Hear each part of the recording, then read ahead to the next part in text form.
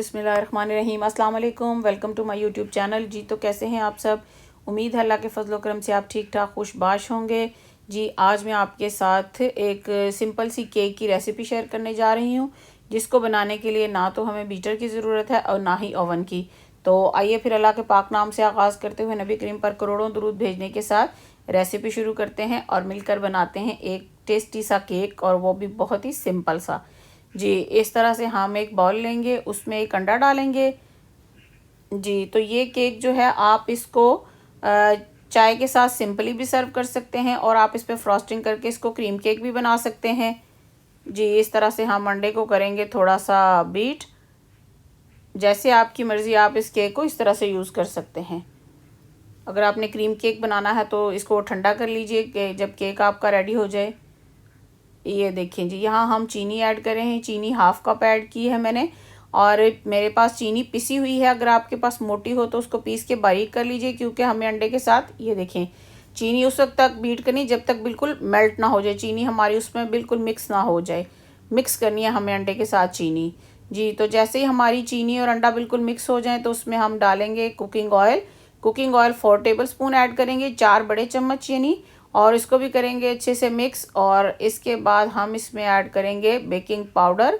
Baking powder 1 teaspoon है, और ये बहुत ज़्यादा भर के नहीं आपने लेना, लेवल सा लेना है। यहाँ जी मैदा है मेरे पास, और मैदा है जी हाफ कप और 1 टेबल स्पून, यानी 1 कप के साथ 1 बड़ा चम्मच और भी हमने मैदे का ऐड किया, और इस तरह से उसको छान लेंगे। यहाँ 1 चुटकी नमक यूज़ करेंगे, हम नमक भी ऐड करेंगे। नमक आपको पता है टेस्ट के साथ साथ सारी चीज़ों का जो फ्लेवर है उनको इन्हेंस भी करता है, इसलिए भी नमक जो है वो ज़रूरी होता है। जी इस तरह से, और मीठी चीज़ में आप थोड़ा सा नमक ऐड करें तो उसका टेस्ट ज़्यादा अच्छा हो जाता है। यहाँ हम ऐड करेंगे जी 1/4 कप जो है वो फ्रेश मिल्क ऐड करेंगे इसमें, यानी 1 कप का चौथाई हिस्सा फ्रेश मिल्क ऐड करेंगे। और इसमें सबसे मेन चीज़ ये है, इस तरह से हमारा मिक्सचर जो है बिल्कुल इस तरह होना चाहिए। देख लें, इसमें कोई वो गुठली वगैरह नहीं होनी चाहिए। ये देखें जी, यहाँ हमने वनीला एसेंस ऐड किया है। अगर आप कोई और ऐड करना चाहते हैं तो आपकी मर्ज़ी है। इस तरह देखें, देगची को मैंने अच्छे से ग्रीस कर लिया है, यानी बटर लगा लिया है इसको बहुत अच्छे से, नीचे भी और साइडों पे भी। और अब हम देगची में अपना जो है मिक्सचर ऐड करेंगे। ये देखें जी, इसमें हमें इस चीज़ का ख्याल रखना है कि सारी चीज़ें रूम टेम्परेचर होनी चाहिए। कोई भी चीज़ फ्रिज की ठंडी नहीं होनी चाहिए, ना ही दूध और ना ही अंडा। हम इसमें मिक्सर ऐड करके इसको अच्छे से, इसमें जो बबल्स वगैरह हैं उनको, ताकि वो निकल जाएं, इस तरह हम इसको करेंगे थोड़ा सा।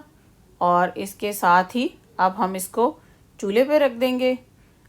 इसको हमने बहुत मीडियम टू लो फ्लेम पे, यानी बहुत ज़्यादा हमने इसको हाई फ्लेम पर नहीं रखना, वरना केक हमारा जल जाएगा। हल्के सी हमने इसको आंच पे रखना है। और अगर आपकी आंच फिर भी आप समझते हैं तेज़ है तो इसके नीचे कोई तवा वगैरह रख लीजिए, जिस तरह चावलों को दम देते हैं, दम देने के लिए जैसे कोई चीज़ इस्तेमाल होती है। यहाँ जी इसके ढक्कन में जो सुराख है, इसको मैंने एक टिश्यू पेपर लेके उसके साथ इसको मैं बंद कर दूँगी।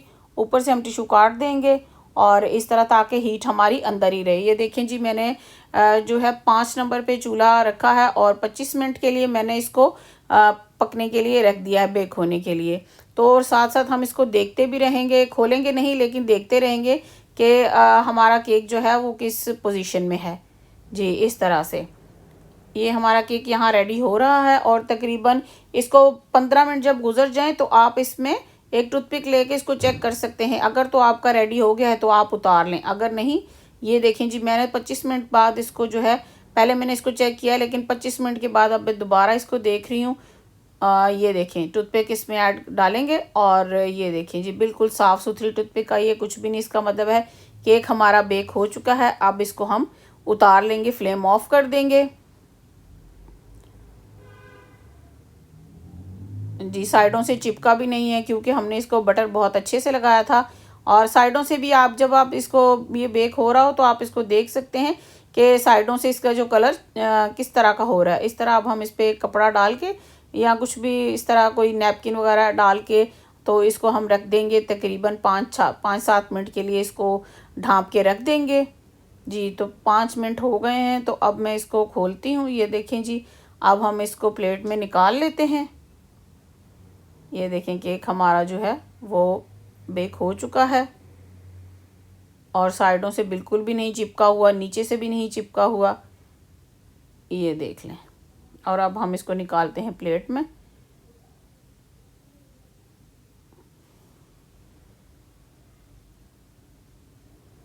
ये देखें जी, ये देखें कितना अच्छा हमारा केक जो है तैयार हो चुका है। और इस तरह से आप भी इसको तैयार कर सकते हैं। और अगर आप बनाएं तो मुझे इसका फ़ीडबैक ज़रूर दीजिएगा, कमेंट सेक्शन में बताइएगा कि आपका केक कैसा बना जी। और अगर आप इसको क्रीम केक बनाना चाहते हैं तो इसको ठंडा कर दीजिए, इसको बिल्कुल भी ना इसी तरह से रहने दीजिए, ठंडा हो जाए जब बिल्कुल। और अगर आपको जल्दी है तो आप फ्रिज में रख के इसको ठंडा कर लीजिए। इसके बाद इसके ऊपर जिस जौन से भी फ्लेवर का आपने केक बनाना है, मसलन अगर आपने इसको पाइनएप्पल वाला बनाना है तो इसके ऊपर पाइनएप्पल जूस ऐड कीजिए। जूस ऐड करके उसके बाद आप इसको फ्रॉस्टिंग इसकी तैयार करके तो इसके ऊपर आप अच्छे से फ्रॉस्टिंग कर लीजिए तो आपका क्रीम केक तैयार हो जाएगा जी। तो मेरी ये रेसिपी आपको कैसी लगी मुझे कमेंट सेक्शन में ज़रूर बताइएगा और मेरे चैनल को सब्सक्राइब करना ना भूलिए। अगर आपको मेरी वीडियो अच्छी लगे तो उसको लाइक करें, फैमिली एंड फ्रेंड में शेयर करें। तो फिर इंशाल्लाह मिलते हैं नेक्स्ट वीडियो में। तब तक के लिए अपना बहुत सा ख्याल रखिएगा, दुआओं में याद रखिएगा। इंशाल्लाह मैं भी आपके लिए दुआ गो रहूँगी। खुश रहें, आबाद रहें, हंसते मुस्कुराते रहें। तो फिर नेक्स्ट वीडियो तक अल्लाह हाफिज़।